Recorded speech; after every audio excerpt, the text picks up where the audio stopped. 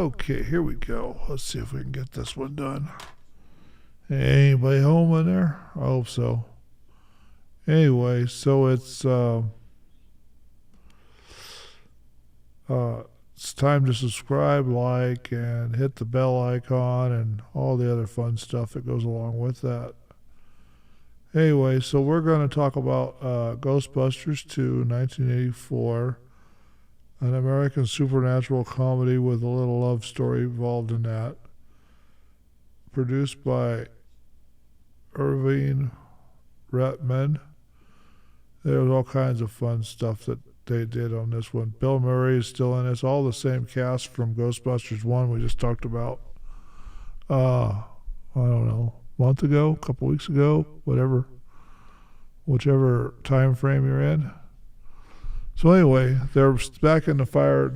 Well, they're not in the fire department, but they will be, because they got after the incident with the tower or the apartment complex in the last one, they got kicked out of ghostbusting because they got an injunction saying they couldn't go chase down ghosts because of Spengler in the last one. So they kind of tied them both together doing that, and then shows them in court with Murray, the keymaster from the last movie.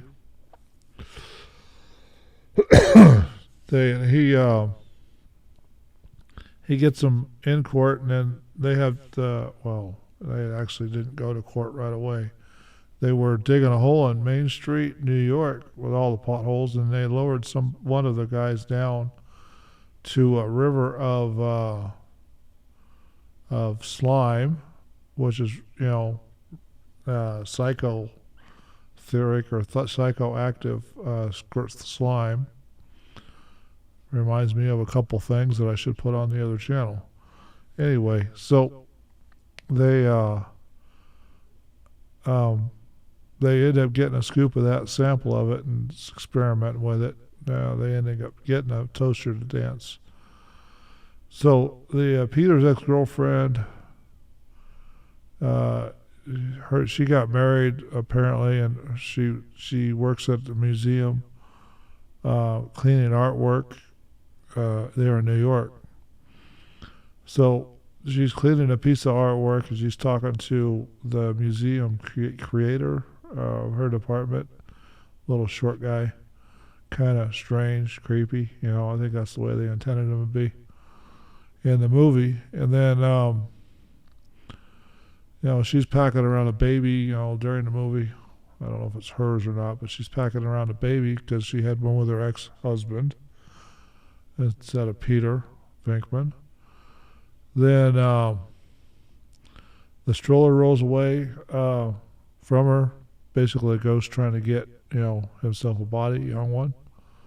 And it turns out that our ghost is Vigo, the Carpathian, from the 16th century Europe. I guess he had powerful magic and stuff. So the way they get him into the movie, he's in a painting that has life, brings life. He wants to get back into the world because he got burned, chopped, dissected when they killed him. Buried in 25 different places, all the pieces. So he could reconstitute and come back to life. A lot of strange beliefs, a lot of interesting beliefs. So they end up figuring out how this slime works and all that. They like I said, they make a toaster dance. The slime is on exhibit because they had to go to court because they dug a hole on Main Street. Then their lawyer is, like I said earlier, the keymaster from the other movie. I don't know his name off the top of my head. But anyway, they're in court, and the judge starts yelling at the Ghostbusters because they got they're trying to get their injunction lifted so they can go back to ghost busting. So they get their business going. I imagine that would be a good business if you had the equipment and the supply of ghosts to chase out of people's buildings. And they had really good insurance. You'd be destroying a lot of stuff doing it their way they do it here on the movie. But so the slime brings out a couple, gets mad at him and brings out a couple brothers that terrorize the judge in the courtroom, and they finally get the judge to lift up their restrictions so they can go ghost busting, and then they put on their super packs or power packs. They take care of the ghost there after destroying half the courtroom. I don't know if it was a ghost or the Ghostbusters that destroyed it, but either way, they caught them, put them back in their storage container, and they get their firehouse back, and it's really funny. And then up to that point, they do a lot of damage to the court.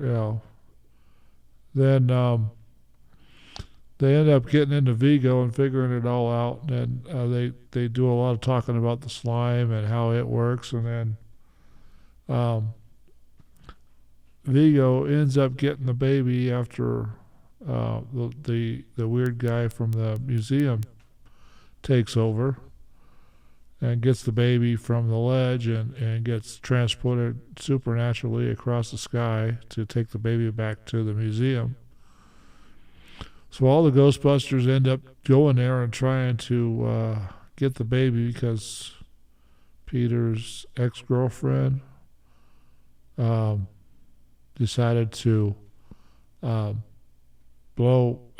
decided to tell him, and because she's staying in his apartment because slime attacked her through the tub. Anyway, so they Ghostbusters gear up, use their fancy little car, all over the place, and it gets over there to the hearse. They gets over there to the museum, and it's all, the slime is built to impurge a barrier. So they end up having to go get some good energy to counteract all the bad energy from New York. So they went and got the harbor chick. Oh, yeah, Statue of Liberty. They slimed her up, made sure that they got it. Then they played a song that worked real good for the slime and got the harbor chick walking. They walk her through the bay, downtown, right to the museum. Then she swings her torch and breaks open the skylight, and they slide in. And then they get everybody singing because they leave their tape playing, cassette tape playing over and over and over again. Then our lawyer shows up later with the accelerant pack on his back, calls himself a Ghostbuster. I don't know if they ever adopted him as Ghostbuster, but he thinks he is. And they end up doing a big old fight with Vigo, the Carpathian. It turns out that they've made arrangements, and he's planning to be the baby, and the weird guy's planning to be the baby, the wife of Peter's or husband of Peter's ex-wife or girlfriend. It's got lots of twists and turns. It's comedy. They end up beating the Carpathian, sent him back into his own realm, and the picture actually changes from Vigo to Ghostbusters.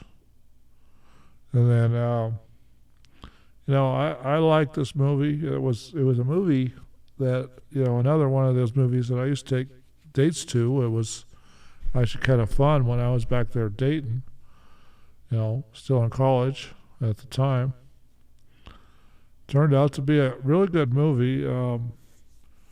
Because I've watched it so many times, I'm going to have to give it a 6-star rating, because every time you watch it, there's something new that you missed the last time, and you keep watching it, there's something new, always something new. So I do recommend you go get this sucker, and let's see, I got to get right back to the right page so I can tell you the good stuff about this. Okay, this was come out at Columbia Pictures. June 16th, 1989. 108 minutes long. United States English. They spent 30 to 40 million on this sucker, and they made 215.4 million at the box office.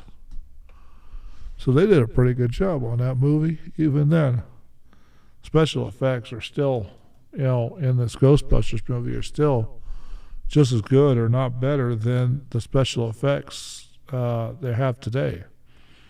Because digital special effects are still trying to catch up with real special effects. Is what they did here.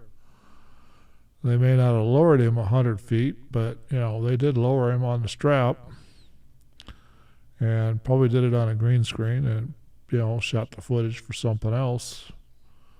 But they still, most of this special effects was actually done manually, and it took them 13 months to make this thing.